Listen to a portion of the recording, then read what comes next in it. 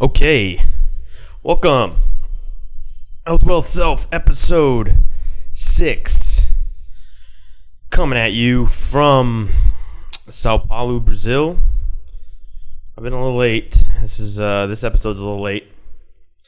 It's a little late for some good reasons, but it's a little late nonetheless. So what the hell's been going on? So since the last episode, a bunch has happened. So I went up to this city in Brazil. So this last episode was from Rio. So from Rio, I went to my friend's wedding. That was up in this city called Belo Horizonte, which is like about an hour flight north of Rio.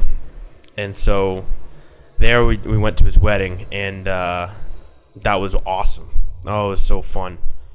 It was a quaint wedding, but it was just like, it was just really, close family, close friends, and even the fact that like a lot of her family didn't speak any English, and a lot of his family didn't speak Portuguese. For some reason, just the love was in the air. I mean, it was really nice. So from there, I came back here to Sao Paulo. And then the last weekend, and the reason why I wasn't able to post a podcast last week is that we went to this really remote part of Brazil that is actually a state national park that was super, super cool. And it's going to be the topic of today's episode, talking about that. And that's this place called Lençóis Maranhenses. I probably am saying that second part wrong. The translation. So it's actually up in this northern state of Brazil, up in the northeast of Brazil, called Maranhão. And that's probably really, like I said, again, pronounced incredibly wrong. That's because my American accent is strong. And literally Lençóis Maranhenses mean bed sheets of Maranhão. So what the hell is it? Well, first off, it's just this really remote part, and if you Google some of the things, and I'll have a bunch of footage when I am able to get around to it, of a bunch of drone shots from what it is. But essentially, what it is these incredible sand dunes. Okay, and it's nothing like I've ever seen before, really. But it's these incredible sand dunes. Some of the whitest, purest, finest sand that like I've ever seen. It was crazy, and it's just a lot of it. I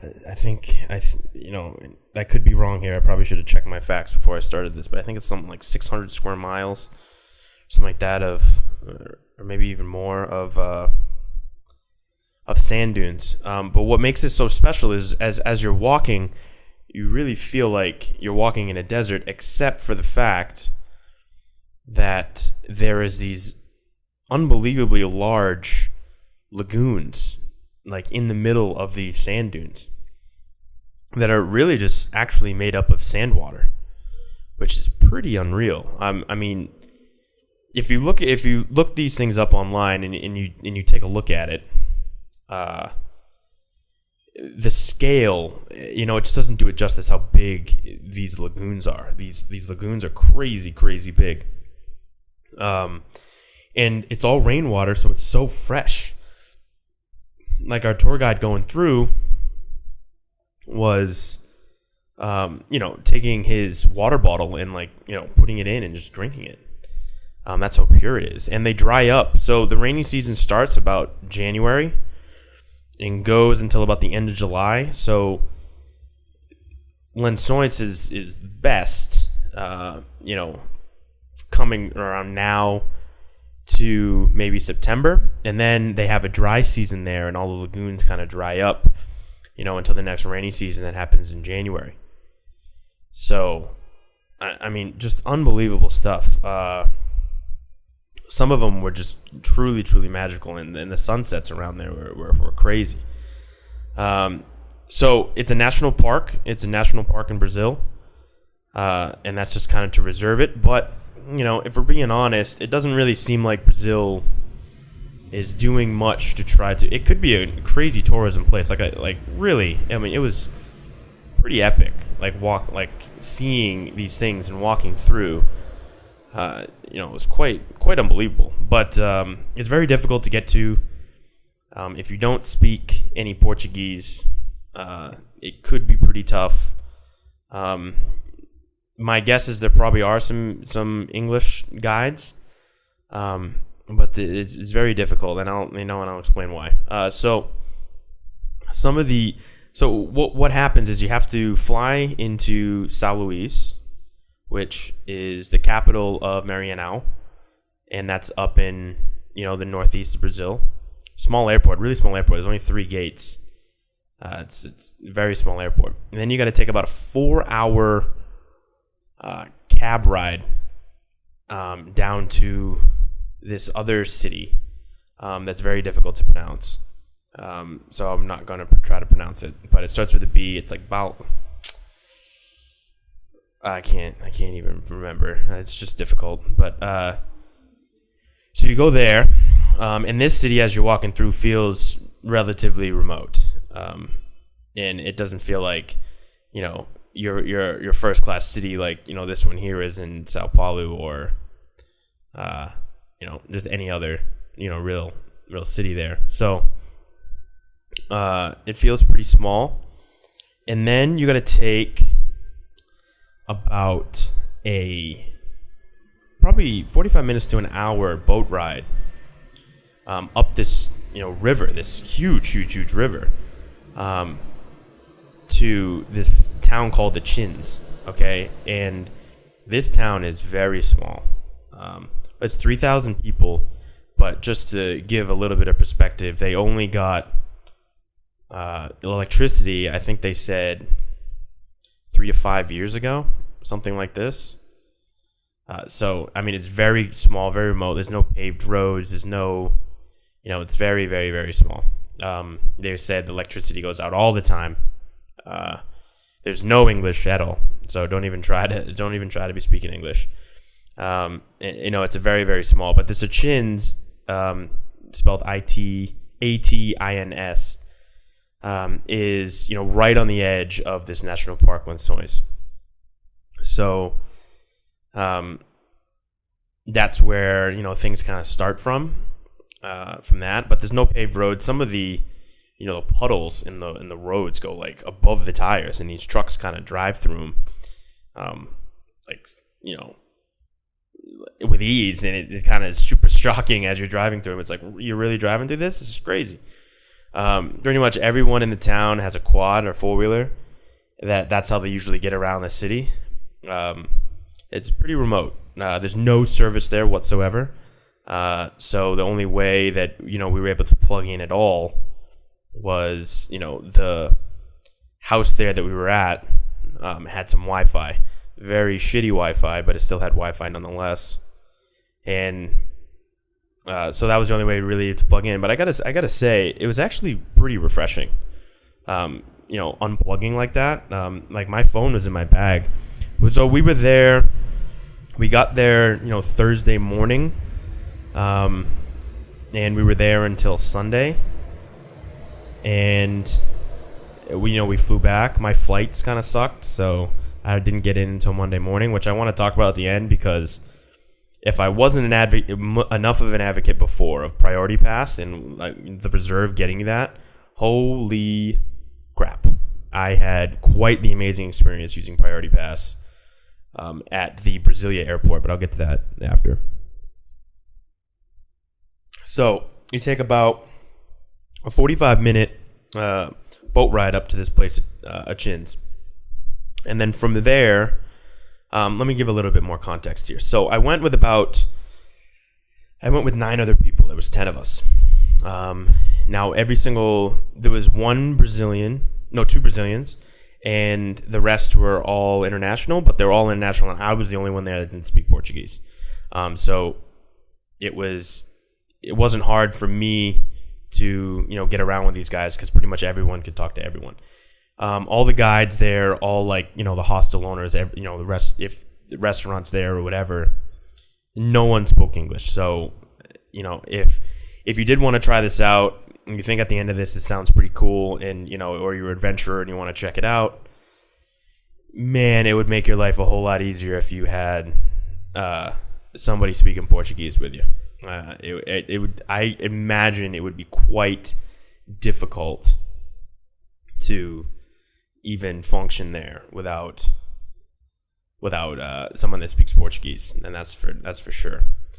So I went with them. So set the stage. We get to Achin's on Thursday, okay? And we just did a little bit, no, Thursday night, really, because we did like this kind of tour of the river. This river is unbelievable. It's not part of the Amazon. It's like after the Amazon, but you kind of feel like you're going through the Amazon as you're doing it. It's beautiful. Everything is like, our weather was great. I can imagine that if it rains, it would suck, but our weather was great, and we stopped at this little hut, had some fish. Don't expect to go there and bring a credit card. I mean, you gotta have all cash, because service is so bad you can't really use your credit card. There are some places that take it, but man, it's rare. And so we get up to Achin's, and when we get there, we all go to bed relatively early because we're pretty exhausted from the day before. And it's the next day that we're gonna do the hike, and this is what everybody wants, to do when they're there. And this is legitimately, walking through these sand dunes with a tour guide, and checking them out.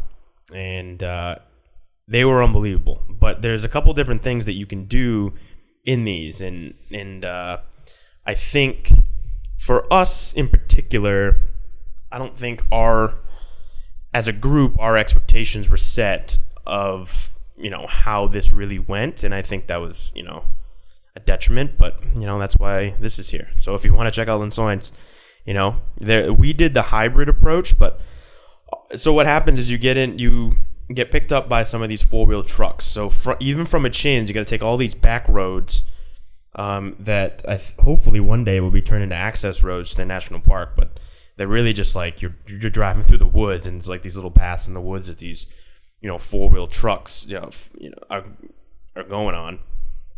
And so you get on those, and it's about a 45-minute to get to the walking point. But our truck broke down, and for me it looked like a common thing just by the way of how much they beat their trucks up just to get to this thing. So our truck broke down about 20 minutes away from where it was supposed to drop us off. So our initial part of this journey really started off kind of shitty because we had about an hour and a half walk before our 4-hour walk even started. So we did the 4-hour. There was another one that you could have done for 2 hours, but we wanted to do the 4-hour one because we heard the views were better there. And the next day we did the 2-hour one back, and we were glad we ended up doing the 4-hour one just for the sake of the grand scale and the pictures and the photos we got. But man, it was hard. I really, So we walked this hour and a half to get to where we start. There's all these little huts on this beach. And so you're right on the ocean. You start on the ocean, and then you walk into Lençóis. So you walk into these dunes, and you're kind of walking up and over and around these dunes, and every so often you'll land on these clean lagoas that once you get hot, you can kind of jump in, and it's just this clean, clear, unbelievable water that's warm. That's literally rainwater. It's really spectacular as you're walking through it, and these are huge. These are not like puddles, okay? These are like lakes. They're huge. They stretch for a very, very long time. They're very big. So you walk on this beach, and this beach is completely remote. Like there's no people on it. It's not like a beach, so to speak. It's just literally on the ocean. And it was actually quite sad seeing it because there's no cleaning of this beach. And so all the plastic and trash that was all over it, that it was just coming in from the ocean, was kind of eye-opening and and pretty sad, actually. But so you see, sometimes, like occasionally, you'll have these little huts that would be, kind of right on the beach, and they're made out of the local trees that are kind of around there, and there'd be people that would be living in them for like three days at a time, just fishing. It was in some of the locals around there, which is pretty crazy. So we walked this hour and a half, get to the hut that was supposed to be our starting hut, and then we start walking. We were lucky that there was some cloud cover, but it was still pretty hot out. So just for context, this Lençóis is right on the equator. It's so close to the equator. So it was pretty hot. Luckily, there was a breeze, there was wind, but that sun is fierce. There was this girl on our trip that got absolutely scorched. I loaded up on sunscreen because I am white, and I loaded up with 70. I had this like Neutrogena 70, suntan lotion that I had to load up on, and I still got burnt like on my feet and on my neck. Places that I didn't reapply because I had to reapply the 70 a bunch of times. I mean, the sun is fierce, but I think I at least did a good job, and most of the people there did a pretty good job of not getting absolutely roasted. There was this guy that burnt his feet pretty bad; they were swelling up. But most of us did quite well with that. So we started walking, and so like I said, we walked an hour and a half, and then we had a 4-hour walk. And what we were doing is we had this tour guide that was with us, and they were leading us to this place called the Oasis. And there's this big oasis, and there's a couple of camps in these oasis, in this oasis, right?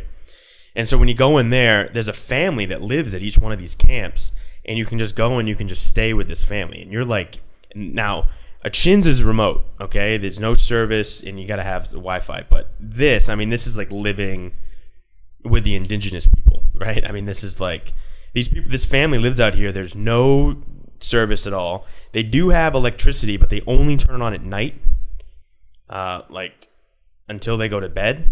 And it's a diesel generator. It's not like, it's not connected to any grid or anything. Like there's no, there. And, you're sleeping in hammocks. Like there's no bed or anything. So we walked the 4 hours, through the lagoons. We stopped at 2 or 3 lagoons and, jumped in because we were pretty hot. But I tell you what, so when you're walking in the sand is super soft. But, at first you feel pretty good. But man, after 4 hours, and we did 5.5 hours of walking in this sand, your feet just, start to get so sore.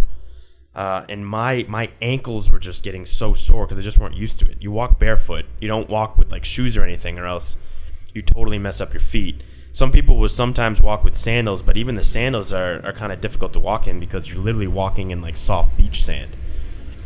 So my feet were really starting to hurt. My ankle was pretty messed up at the end of that day. Luckily, it was just, I think, from overuse. The next day, it really didn't feel so bad. So, lucked out on that one. But so we get to, 5.5 hours later of walking. We get to this oasis, and it's quite remote. I mean, you slept in hammocks. They asked us how many of them were eating, how many people were eating, and there's all, they have a lot of farm animals. They had chickens there, they had goats, they had ducks, pigs, whatever. And so they asked us how many of us were eating, and we were like 10. So she literally walked up and grabbed 2 chickens that were running around the yard and killed them. And that's what we had for dinner. So it was like, whoa. And apparently that's just kind of like, trick of the trade. The things, the animals are around and they're being consumed. So we had some chicken, we had some rice, and she made some spaghetti from, some of the, I think it was like homemade spaghetti. I gotta say, they're delicious. They're absolutely delicious. But yeah, so then we had that, and that was good. But it was quite the experience. I mean, you really felt unplugged in that circumstance there. You felt like okay, this is roughing it. This is what being remote's about. This is doing it. The bathrooms were quite gross, I would say. Some people showered when I was there. I didn't particularly shower. Oh, that's something I didn't mention is there's no hot water. Right? It's a very hot place, so it wasn't that big of an issue that there wasn't any hot water. But, showering in the cold, with cold water, it was kind of lukewarm because I think it was just natural water. But, it's just still when I got under it, it took my breath away. It's not that it didn't. After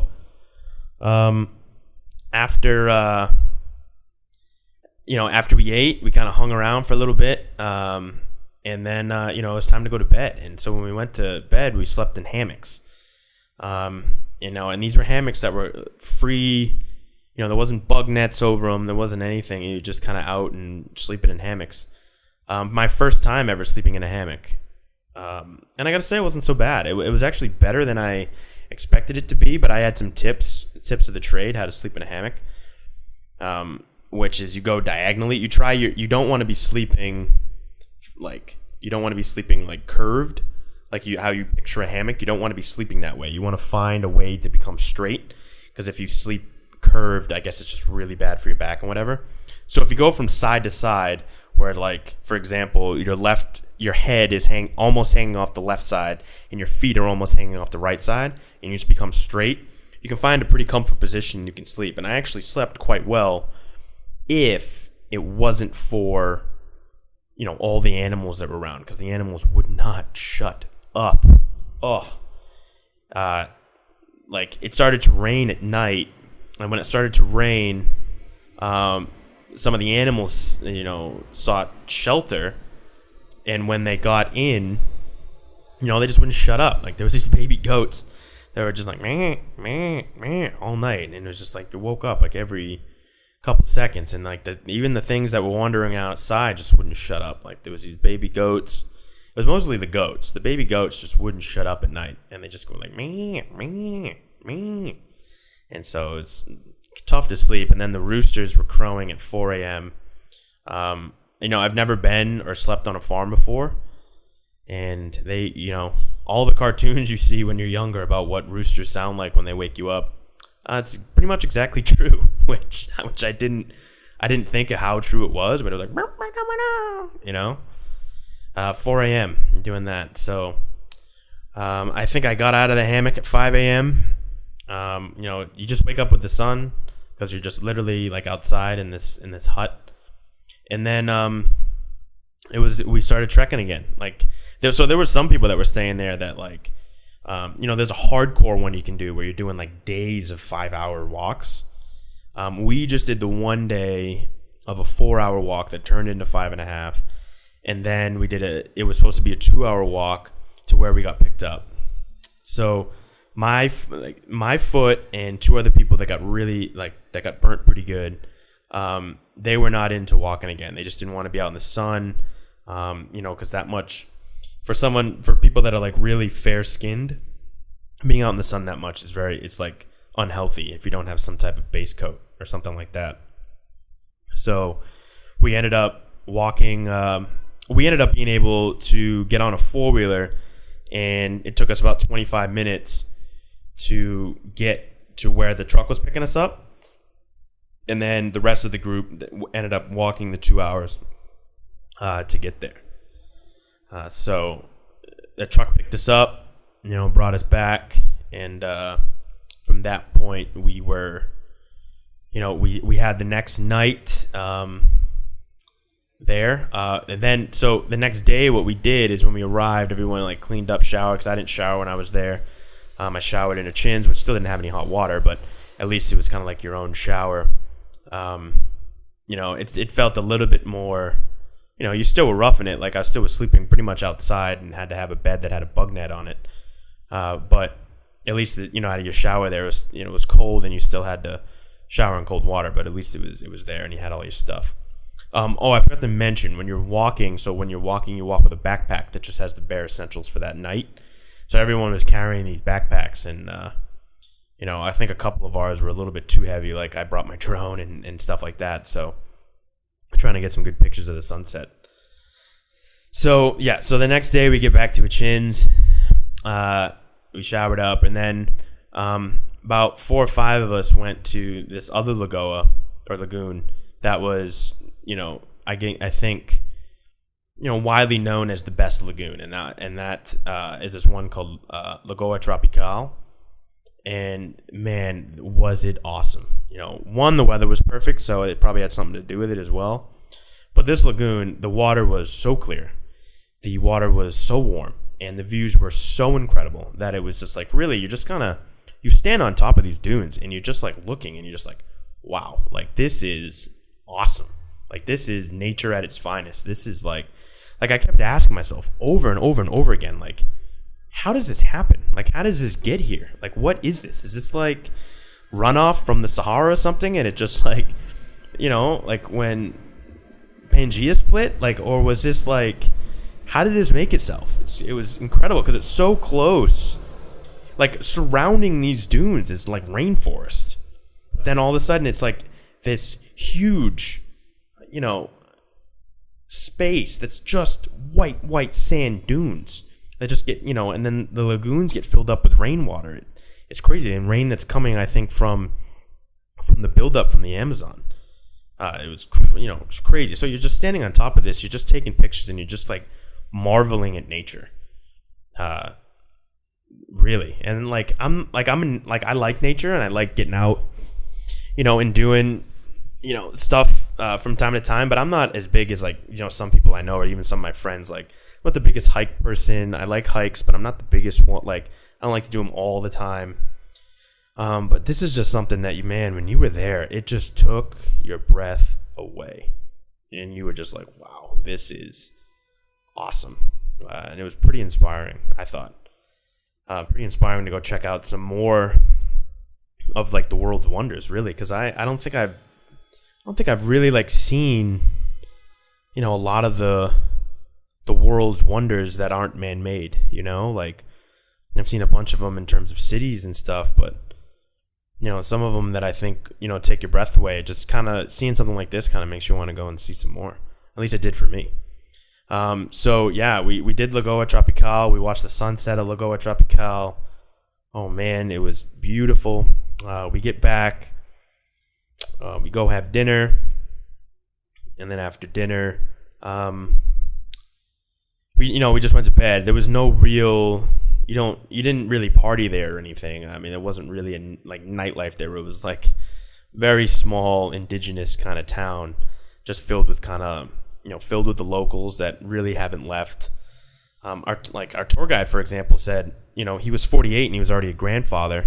And he said it's super common there for women and men to get married at 15 and start having kids. Like I guess he had 4 grandchildren from his,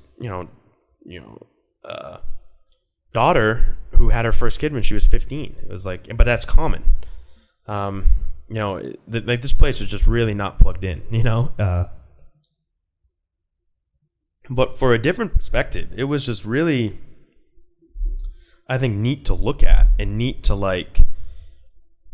just be a part of, really, and just kind of see that there's a lot of places in this world that don't live the way that you live, that live entirely different, and they get along and they're happy, they're laughing, they may not have the same stuff that you have, but they still spend most of their day laughing. They still spend most of their day, happy and are around people they care about. And, the real important stuff is the stuff they still have, and I think for me, and I'll get to this a little at the end, kind of summing it up. Yeah, I'll wait for that, and I'll get to that at the end. But, so we went to bed after that, and when we woke up, we, got right on we took that 45-minute to an hour boat ride back to that town that starts with a B that I can't pronounce for the life of me. And then took the 4-hour bus ride back to the airport. And then from there we left and came back. I came back to Sao Paulo. Just a quick side note rant is that I had an awful layover. So I went to São Luís to Brasilia to Sao Paulo. And I had an 8 8-hour layover overnight in Brasilia. So I was debating on whether to get a hotel or to just, kind of sit there. And then I was like, oh, I have this priority pass that I haven't used that, for those that have listened before, Jason's such a big advocate of, on the podcast that we were talking about before on, I think Travel was when we were really talking about it. And, I was like, oh, check out the priority pass lounge and see, and if that kind of is, sucks or whatever, then maybe I'll just try to go find a hotel. Well, I get into this freaking lounge. Holy crap. I mean, this one, free food, free bed, free TV, free, shower, free internet, fast internet. So, like, you went in there, you put your stuff down, you get on the internet, you had super fast Wi-Fi, and I had my own little nook. I was watching cable TV. When I got there, the Cavs were playing, Golden State. It was game 2. So I was just watching that. And then when that, I went and grabbed a ton of food. It was like this buffet style food. And then, when that game was over, I kind of sat back. I did a little bit of work and then kind of laid my head down and I slept. And I woke up at 5 and had some breakfast because there was breakfast laid out that was also buffet style. Ate that and then got on my flight and came home. It was like staying at a 5-star hotel without having to pay for it. It was awesome. So A+ again on that priority pass, man. I'll link it in the description below for the reserve card again. If the priority pass in itself, man, what a benefit that is if you have some bad layovers. Jesus Christ, that was really awesome. So, and I got back here to Sao Paulo, and now I'm hanging out here and enjoying it. Still loving Sao Paulo, man. I really, really, really like it here. The people, just the lifestyle, the everything. It's like the lifestyle is great. It's still busy like New York, so you're working a lot. It's a lot of go-getters here, but at the same time, there's a lot of other fun stuff that happens here too. That's a big change up. It's a change of perspective of stuff. So, yeah. So overall, kind of perspectives of Lençóis. Man, it was magical. I mean, it's kind of off the beaten path because pretty much all Brazilians know about it. But if you're not Brazilian, you don't really know about it, and I didn't. Right? It's kind of really only international people that come to Brazil hear about Lençóis. But it's amazing. What a place. It's really good. It's really incredible to see. Breathtaking, really. And then the issues with it, though, are just that, man, if you don't speak Portuguese, it's tough. Brazil's not really investing a lot for the tourism factor there, which is, a little disappointing, and hopefully that changes once the country hopefully turns around a little bit in terms of its economic woes, really. But it was awesome. But I think, so if you're into nature, you're into seeing some cool, unbelievable kind of nature and landscapes, I would definitely try to find a Brazilian friend, a Portuguese friend, and doing it. Take a weekend, go check it out. There are some easier tours you can do if you're walking 4 hours isn't your deal. There's some, just half-hour walks, there's quad tours where you can just get on a four-wheeler and just kind of go check out the lagoas. But I would recommend getting the real feel of it and getting the real feel of, the nature aspect of it. Go live in the nature. Go remote. So I like what we did. Like, stepping back on it now, I like what we did. I like, walking it, because when you walk it for that long, you really take in. And if you set the expectations of, like, yeah, you're going to be walking for a while, it's going to be hot, it's going to be hard, but the landscapes that you see will be breathtaking. They'll be really nice. And then I'd recommend staying in an oasis, like, at night. So finding a package that does that, I think unplugging like that was nice. It was refreshing in a way that I think you start to when you're like that, you start to, I think, realize, like, how much the things you think are important don't fucking matter, man. How they just don't matter. Like, my phone's in my pocket. my phone's in my bag. I haven't taken it out, like the whole time you're there. And, with stuff like that, where I think you start to think of, just some of the basics, like some of the basic things when you unplug like that. And I think I'm going to try to incorporate that, unpluggingness a lot more in kind of like my lifestyle. Maybe like a couple times a year, go on some kind of completely unplugged trip where, I have to be unplugged and you really connect with nature, or you really connect with, just the marvels of, the earth, really. And I think it just puts in perspective and stuff, like just being able to walk around, go outside and see the stars without any light pollution, or like not be stuck to your phone because it will do you no good. Like your phone just becomes a clock, that's really all it is. And so you realize how much Instagram doesn't matter, Twitter doesn't matter, Facebook doesn't matter.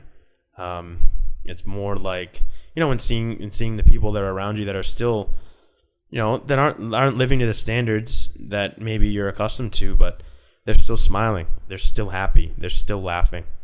They still have people that care about them. And some of the things that could be bothering you, you go on a trip like this, and you just realize how insignificant they are, or you realize what's important and what's really important, in your life, and what really makes you happy. Because we weren't plugged in, and I was still laughing all the time. I was around some great people, some people that I really care about now, and I can't wait to to be hanging out with again. You know what I mean?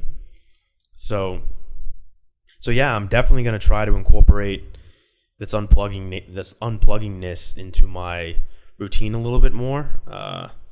Go check out some amazing places, some amazing national parks where you can really appreciate the beauty of the earth and the world, and different cultures that are different than your own. Like we don't have that. Me being from the States, we don't have that kind of. We have small towns, and we have but nothing that's living like this. Like this is like these people living in huts. They're living in huts.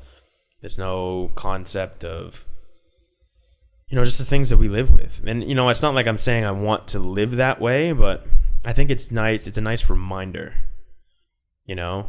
So yeah, that's something I'm gonna do, and I'm gonna try to do more, because I think it put a lot of things in perspective for me. So that was my Lençóis journey. If you have any questions about Lençóis, or things of that nature, the trip itself, or you want to check it out, you want to do it, or just let me know. I can try to answer as best I can. So now, hopefully, now that I'm back, what's coming up? So what's coming up for me is I'm here in Sao Paulo until Sunday. Then I fly back to the States, and I go to Boston because I have some business to take care of in Boston, and spending a week there. Then I'm going back in San Diego. I'm trying to figure out some stuff there. I think I've realized some stuff about San Diego, and how much do I want to be there, and that kind of stuff, which I'll go over, I think, in a later kind of podcast, to discussing that more. I'm gonna try to figure out some things there on what I want to do, and then from there, I'm actually hoping that I'm able to come back here. I really want to be coming back here until moving. I'm gonna move to New York. I think make New York my home base sometime in the beginning of August. So that's kind of what's on the agenda for me. Nothing remote now, so the podcast will be back on its regular schedule once a week, getting them out a little bit more regularly. So good content coming your way. That's going to be it for me today, talking about Lençóis. More of a direct kind of podcast and me unplugging, and how unplugging now hopefully is going to become important for me, because man, does it put stuff in perspective. So that's going to do it for me today. So until next time, be happy, be healthy, and keep grinding.